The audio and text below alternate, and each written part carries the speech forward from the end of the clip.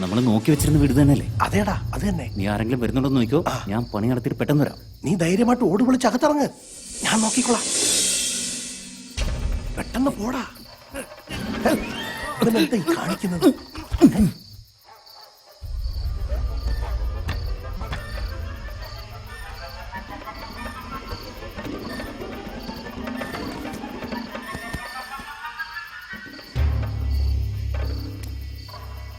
എടാ സൂക്ഷിച്ച്.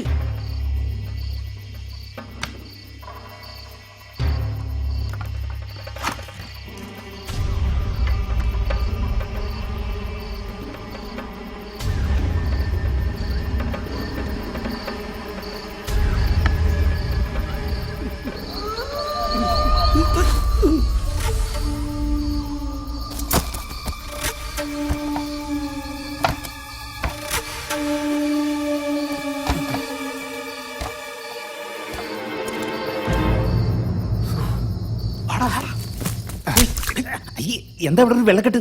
പേടിച്ചൊന്നും മുള്ളിയതാണ്. ശവം. ഡേയ്, ഇത്രയും കഷ്ടപ്പെട്ടും ജീവൻ പണയം വെച്ച് ഇത് മോഷ്ടിച്ചത് നിന്റെ പെങ്ങക്ക് വേണ്ടിയല്ലേ? പെട്ടെന്ന് അതുകൊണ്ടെന്ന് അവളെ കൊടുക്കടാ. പാവം ഉറങ്ങാതെ കാത്തിരിക്കുക. പോവാ.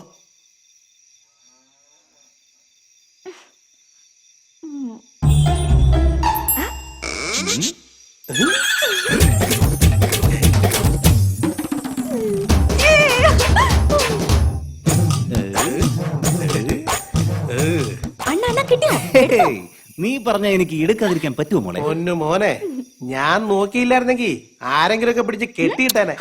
അതൊക്കെ എന്റെ അണ്ണൻ എപ്പ അടിച്ചു മാറ്റിന്ന് ചോദിച്ചാ മതി. വെറുതെ കളിപ്പിക്കാതെ കൊടുക്കങ്ങോട്ട്.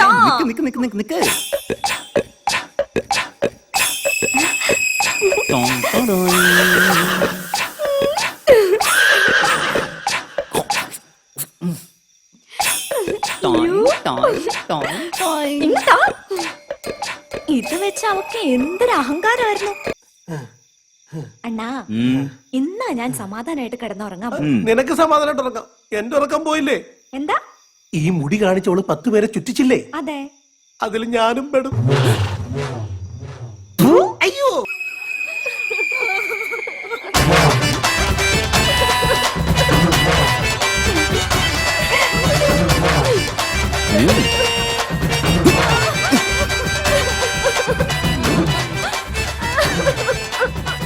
എങ്ങനെയുണ്ട്?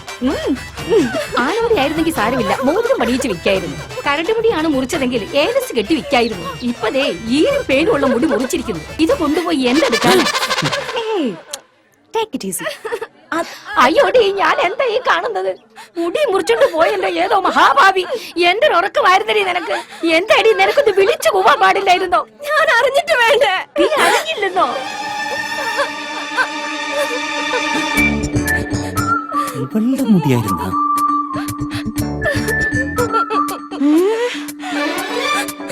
വലിയുന്നതാ നല്ല.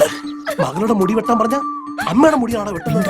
അവരവിടെ രാവി കൊന്നോണ്ടിരിക്കുക. നീ ഒരിക്കലും ഗുണം പിടിക്കില്ലെന്ന് ഞാൻ അവരോട് പറയാൻ പോവാ.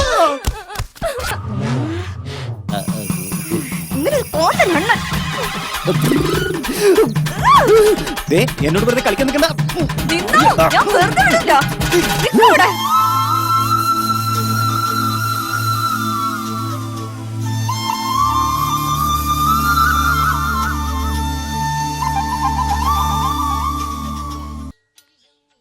ബ്രോക്കർ വന്നിരിക്കുന്നു.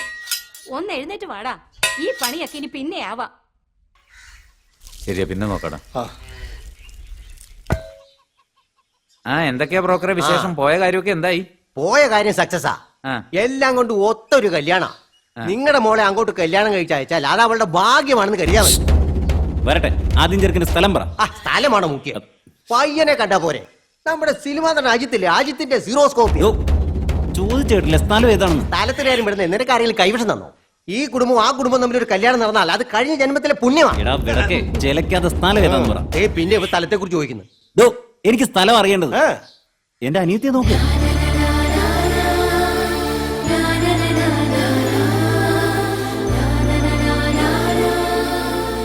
കണ്ടില്ലേ, അവളൊരു ദേവതയെ പോലെയാ. എന്റെ അച്ഛനും അമ്മയും ചെയ്ത പുണ്യം കൊണ്ടാ അവർക്ക് ഇങ്ങനെ ഒരു ദേവതയുണ്ടായത്.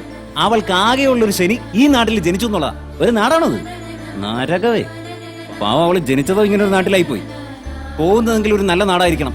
ഡോ, എനിക്ക് ആദ്യം സ്ഥലം അറിയണ്ടേ. അത് കഴിഞ്ഞുള്ളൂ കുടുംബവും ചെറുക്കനും ആടും മാടും കോഴി എല്ലാം. ഇവൻ ഈ കല്യാണം നടത്തണമെന്നില്ല. ശരിയാവില്ല ചാ. ഒരു മെനകെട്ട നാട്ടിലേക്കൊന്നും എന്റെ പെങ്ങളെ ഞാൻ അയക്കില്ല. ഞാൻ പറയാ, കേട്ടിട്ടില്ലേ? കഴിഞ്ഞ പറയാ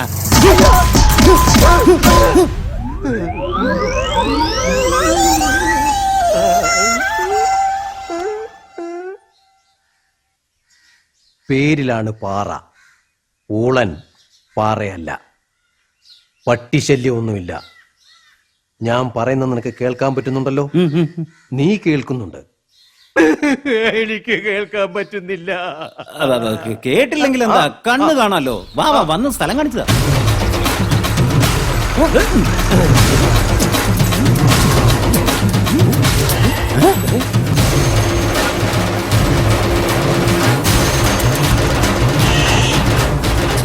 അയ്യോ, ബോംബെയിലും അഹമ്മദാബാദിലും ഇപ്പൊ രാജസ്ഥാനിൽ പോലും ഇറച്ചിവിട്ട് നിർത്തിക്കൊണ്ടിരിക്കുകയാ. അത് നോക്ക്, സത്യം പറഞ്ഞവർ ആടുമാടുകളുടെ ജീവനെടുത്ത് കളിക്കുന്നു. ഒരു കാലത്ത് ഇനി അവർ നമ്മുടെ ജീവൻ എടുക്കും, അനുവദിക്കില്ല. ഡയലോഗ് എടുത്ത് ചുമക്കല്ലേ. നോക്ക് ശിവാജി, ഈ നാട്ടിൽ ഉത്സവവും ബലിയൊക്കെ പതിവായിട്ട് നടക്കുന്ന സംഭവങ്ങൾ വന്നു. നമ്മുടെ കാര്യം കഴിഞ്ഞ് എത്ര പെട്ടെന്ന് പോകാൻ നോക്കാം. ജനിച്ചാൽ ജീവിച്ചോ മരിച്ചോ എന്നുള്ളതല്ല, ജനിച്ചവർ എന്ത് ചെയ്തു എന്നുള്ളതാണ് പ്രധാനം. എടാ, നീ പറയുന്നതൊക്കെ കറക്റ്റാ. അതിന് ഇതാണോ സമയം? ജനങ്ങളെ സേവിക്കാൻ എന്തിനാണ് കാണിപ്പയ്യൂരിനെ കാണുന്നത്? രണ്ടുപേരും അവിടെ വന്ന് ചുമ്മാ ഡമ്മികളായിട്ട് നിന്ന് തന്നാ മതി. ഞാൻ കിളി പോലെ പോയിട്ട് കാര്യങ്ങൾ നടത്തുന്ന കണ്ടു. വാ, സമ്മതിക്കില്ല ഞാൻ. എന്താണോ ഇത്? അമ്പലത്തിൽ ആടിനെ വെട്ടാൻ പാടില്ല, കോഴിയെ വെട്ടാൻ പാടില്ല, മാടിനെ വെട്ടാൻ പാടില്ല എന്ന് ഗവൺമെന്റ് പറഞ്ഞിട്ടില്ലേ? അതിലും വേണം തനിക്ക് മീശ ഒന്ന് വെട്ടിക്കൂടൂ. തിരിച്ചു വെച്ച് ആടിനും താടിയുണ്ട്, തനിക്കും താടിയുണ്ട്. എന്റെ പൊന്നു ചേച്ചി, ചേച്ചി കുട്ടിയെ പ്രസവിച്ചിട്ട് അതിന് പാല് കൊടുക്കുന്നു. എന്നാൽ ആട് വെറും പുല്ല് മാത്രം തിന്നിട്ട് നമുക്ക് പാല് തരുന്നു. മുടി മുന്നിൽ നിന്ന് പോയപ്പോൾ കഷണ്ടി, ആടിന്റെ പിന്നിൽ നിന്ന് പോയാൽ വെറും കാഷ്ടം. ആടും നമ്മളും എല്ലാം ഒരു തരത്തിൽ ഒന്ന് തന്നെയാണ് സ്വാമി. ആട് മാടിന്റെ പാല് കുടിക്കില്ല, മാട് ആടിന്റെ പാലും കുടിക്കില്ല. ആടും മാടും മനുഷ്യന്റെ പാലും കുടിക്കില്ല. നമ്മൾ ഈ മനുഷ്യ ജന്മങ്ങൾ എല്ലാ പാലും കുടിച്ചിട്ട് അതുങ്ങളുടെ ജീവൻ തന്നെ എടുത്തോണ്ടിരിക്കും. ആലോചിക്കേ, നന്നായിട്ട് ആലോചിക്കേ, ആലോചിക്കേ. ഇയാൾ ഇത്രയും പറഞ്ഞ സ്ഥിതിക്ക് ഇതിനെ വെട്ടിക്കഴിഞ്ഞാൽ നമ്മൾ മനുഷ്യരെ അല്ലാതായി പോകും. ഡേ, ആടിനെ അടിച്ചു വിടറാ. സെക്രട്ടറി, തീരുമാനം മാറ്റിപ്പറ. ഓഹോ, അങ്ങനാണോ? അടിച്ചു വിടറാ ആടിനെ.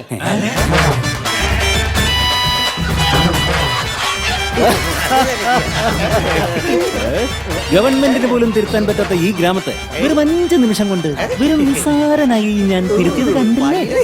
ഈ നാട്ടിൽ നമ്മുടെ പെങ്ങളല്ലടാ ജീവൻ പോലും കൊടുത്തു. അനിയാ, അമ്പലത്തിൽ ആടിനെ വെട്ടാൻ പാടില്ല, പശുവിനെ വെട്ടാൻ പാടില്ല, അതായത് മൃഗബലി പാടില്ല എന്നല്ലേ പറഞ്ഞിട്ടുള്ളൂ. മനുഷ്യരെ വെട്ടരുതെന്ന് പറഞ്ഞിട്ടില്ലല്ലോ. നരബലി തന്നെ ആയിക്കോട്ടെ. വന്ന കാര്യം സാധിച്ചിട്ട് സ്ഥലം കാലിയാക്കാൻ നോക്കുന്നതിന് പകരം വെറുതെ ഞങ്ങളുടെ നാട്ടുകാർക്ക് തലയിടാൻ നോക്കുന്നതിനാണ്. ഞങ്ങളുടെ ഭഗവതിക്ക് ആടിനെ വെട്ടുന്നതും ആളെ വെട്ടുന്നതും ഒരുപോലെ ചോര വേണം, അത്രേ ഉള്ളൂ. കലശം കുടിക്കണം, കലശം വീഴുന്നതും തലയെടുത്തേക്കണം.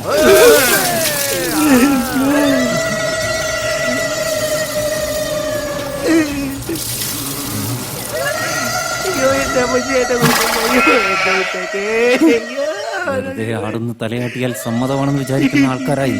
അതുകൊണ്ട് ഞാൻ അനങ്ങില്ല. ശ്വാസം മുട്ടി ചത്താലും വേണ്ടില്ല, വെട്ടുകൊണ്ട് ചാവാതിരുന്നാ മതി.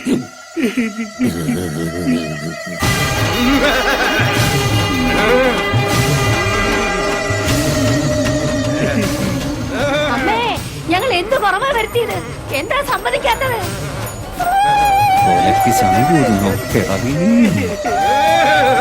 എന്ത് ചെയ്തിട്ടോ ബലം പിടിച്ചിരിക്കാണല്ലോ. നിർത്തടാ. ഇനി മേലിൽ ഞങ്ങളുടെ നാട്ടുകാര്യത്തിൽ തലയിടുവോ? ദേവി നിന്ദിക്കുന്നോ? വെട്ടണതല്ല.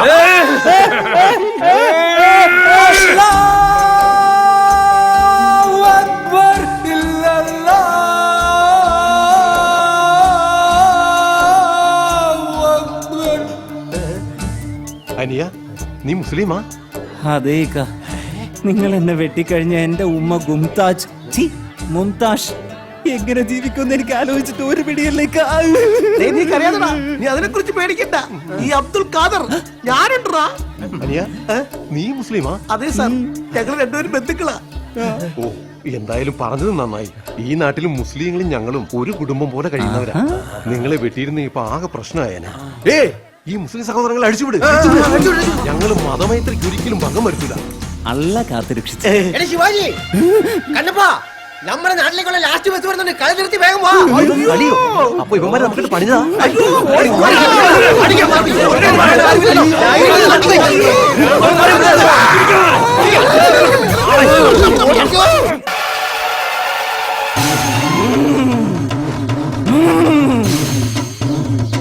എന്താടാ എന്റെ അനിയത്തിയെ കല്യാണം കഴിപ്പിക്കാനുള്ള സ്ഥലം കാണിച്ചു തരാൻ കൊണ്ടുപോയതോ അതോ എന്റെ ശവടക്കിന് സ്ഥലം കാണിക്കാൻ കൊണ്ടുപോയതോ? ഇന്ന് ഇതിലെ വെള്ളം മുഴുവൻ ഞാൻ നീ വിടടാ. എന്താ നീ കാണിക്കുന്നേ? തന്തയാണെങ്കി വലിയ മഹാരാജാവ്, അമ്മയാണെങ്കി എലിസബത്ത് റാണി, നിന്റെ പെങ്ങളാണെങ്കി ഐശ്വര്യ റായി. ലണ്ടനിൽ നിന്ന് പയ്യനെ കിട്ടിയാലേ നീ കെട്ടിച്ചു കൊടുക്കുള്ളോ? തരക്കേടില്ലാത്ത പയ്യനെ കിട്ടിയാൽ പെട്ടെന്ന് കെട്ടിച്ചു കൊടുക്കുന്നതിന് പകരം സ്ഥലം ഏതാ വീട് ഏതാ എന്ന് ചോദിച്ച് നീ ഓരോന്ന് മുടക്കുകയാണ്. അങ്ങനെ പറഞ്ഞു കൊടുക്കുക ചേച്ചി. ഈ നാട്ടിൻപുറത്ത് വളർന്നവളെ അങ്ങ് ഡൽഹി കൊണ്ട് താമസിപ്പിക്കാൻ പറ്റും.